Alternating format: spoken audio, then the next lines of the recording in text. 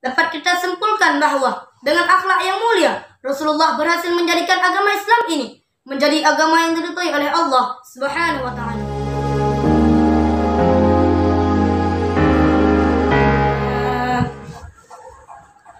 Assalamualaikum warahmatullahi taala wabarakatuh. Waalaikumsalam warahmatullahi wabarakatuh. Alhamdulillahi rabbil alamin. Wassalatu wassalamu ala asyrafil anbiya wal mursalin wa ala alihi wa sahbihi ajma'in. Amma ba'du. Tiada kata yang patut terucap dari lisan seorang insan melainkan memuja dan memuji Allah Subhanahu wa taala. Dianya Allah yang telah memberikan kepada kita sehat badan dan waras pikiran. Dianya Allah yang telah menyinggahkan kepada kita nikmat raja segala nikmat, yakni nikmat iman dan nikmat Islam. Dan dianya Allah yang telah mengumpulkan kita semua di tempat yang berbahagia ini. Selawat bernadakan salam, marilah sama-sama kita sanjung sajikan ke pangkuan junjungan alam Nabi besar Muhammad sallallahu alaihi wasallam. Mana oleh beliau yang telah membawa kita dari alam jahiliyah ke alam Islamiyah, dari alam kebodohan ke alam yang penuh dengan ilmu pengetahuan seperti yang terasakan pada saat ini. Tujuan saya berdiri di sini hanya ingin menyampaikan sedikit syarahan singkat yang bisa kita renungkan, apakah itu fakta ataupun opini, yang berjudul Modal Utama Kesuksesan Rasulullah Sallallahu Alaihi Wasallam. Hadirin wal hadirat, muslimin wal muslimat. Sekarang ini banyak orang yang bisa memberi contoh, tapi sedikit orang yang bisa menjadi contoh. Memberi contoh itu mudah, tapi menjadi contoh itu yang sulit. Oleh sebab itu, kita akan mengurai informasi bagaimana Rasulullah Sallallahu Alaihi Wasallam dalam memperjuangkan agama ini. Apa modal utamanya? Ada yang tahu? Enggak. Maka dengarkan dengan cermat.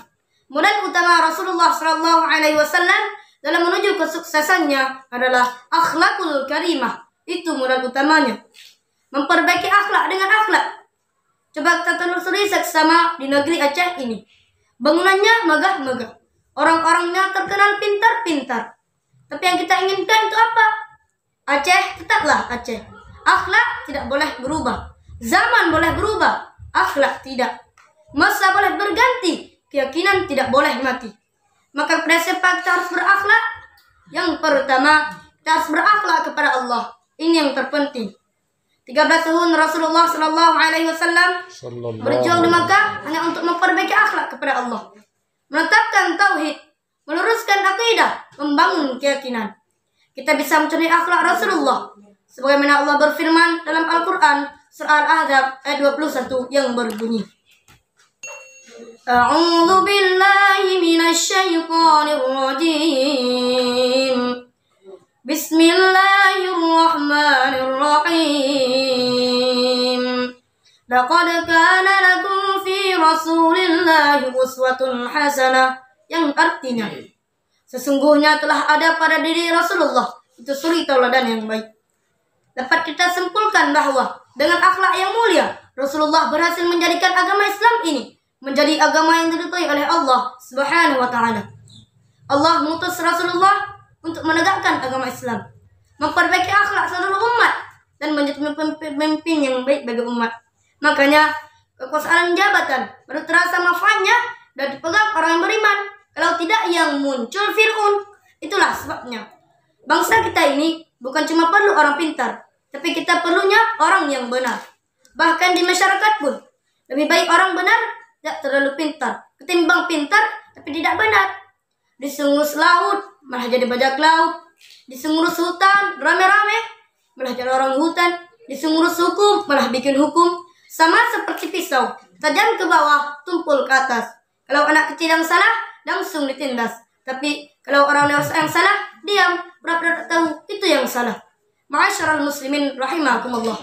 Jagalah barang titipan, jangan menyembah selain kepada Allah. Maka apa kesimpulannya? Akhlak kehidupan kita, mau kita santri, pejabat, pengusaha, maka jadilah pejabat yang berakhlak. Jadilah pengusaha yang berakhlak. Jadilah santri yang berakhlakul karimah. Kita ini memang santri, tapi bukan berarti kita harus menjadi seorang kiai semua. Nah, tidak. Dan memang ada yang menjadi kiai, dan ada juga yang menjadi tukang tampal ban. Maka jadilah tukang tampal ban yang berakhlakul karimah. Ma'asyiral muslimin rahimakumullah. Mari kita introspeksi diri sendiri. Perbaiki yang kurang, kurangilah yang memang berlebihan. Rasulullah Shallallahu Alaihi Wasallam dicaci, dihina, entah apa-apa yang dilakukan terhadap beliau. Apakah beliau memelasnya? Tidak. Beliau tidak memelas yang disebutkan itu. Beliau malah memberikan akhlak yang baik. Kita bisa mencari akhlak Rasulullah yang tak pernah mengajar kekerasan. Slowly but sure. Pelan-pelan tapi pasti. Itu yang kita inginkan. Sekian yang dapat saya sampaikan. Mohon maaf atas segala kekurangan. Jangan pernah memandang siapa yang berbicara, tapi dengarkan apa yang bermanfaat dari pembicaraannya. Hadanallahu ayyakum ajma'in. Wassalamualaikum warahmatullahi taala wabarakatuh. Waalaikumsalam warahmatullahi wabarakatuh.